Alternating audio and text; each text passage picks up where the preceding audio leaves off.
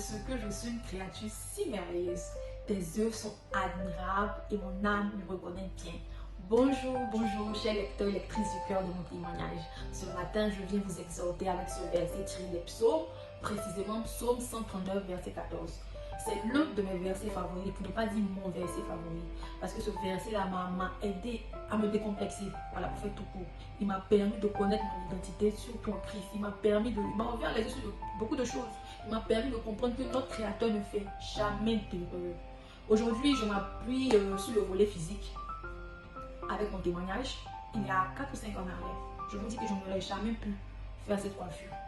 Je n'aurais jamais pu dégager mon visage de cette manière parce qu'étant complexé par mes joues. Tout le monde avait tendance à me dire, tu as de grosses joues, tes joues. C'était la première des choses que les gens remarquaient en me voyant tes joues. Ça créait un complexe en moi. Et ce qui faisait que je faisais des coiffures, je ne dégageais pas mon visage, on voyait à peine mes oreilles. Et le déclic m'est venu en fait 2019, après mon baptême, quand je me suis vraiment donnée au Seigneur. Je me suis dit, mais pourquoi je me crée ce genre de complexe là? Si mon Dieu m'a créé ici avec de grosses joues, c'est pour mon but. C'est ce qui m'a poussé à couper carrément mes cheveux. J'ai fait une coupe, voilà.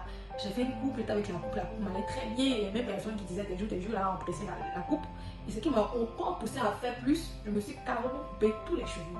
Je me sens maintenant à l'aise avec toutes les coiffures. Je dégage mon visage, je n'ai plus de problème, plus de complexe. Je tiens à te dire, cher lecteur, chère lectrice, toi qui es complexé par ton physique, toi qui te dis que tu aurais dû te créer plus grand, plus grande, plus petit, plus grosse, plus gros, plus mince, je sais pas.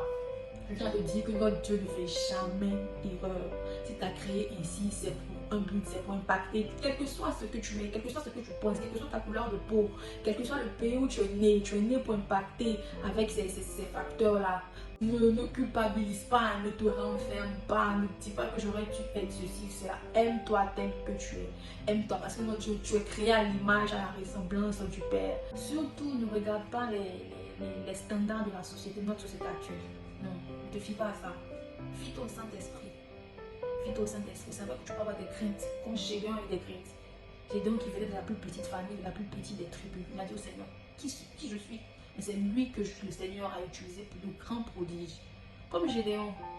Quel que soit ton physique, je prends l'exemple des étudiants et je me ramène au physique. Quel que soit ton physique, je pense que Dieu t'a envoyé sur cette terre en mission pour impacter les gens qui ont à peu près le même physique que toi. Voilà. Donc, frère et soeur, ne te focalise pas sur ce que tu es physiquement, mais focalise-toi sur ce qui est en toi, sur ce que le Saint-Esprit a mis en toi. Et surtout pour finir, retiens cela. Tu es une créature merveilleuse aux yeux de papa. Papa ne fait jamais d'erreur. Jamais. Tu es merveilleuse, quel que soit ce que les standards de cette société diront. Tu es merveilleuse, tu es merveilleux.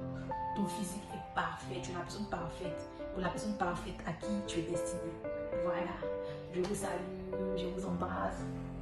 Excellent mardi à tous. Je vous bénisse.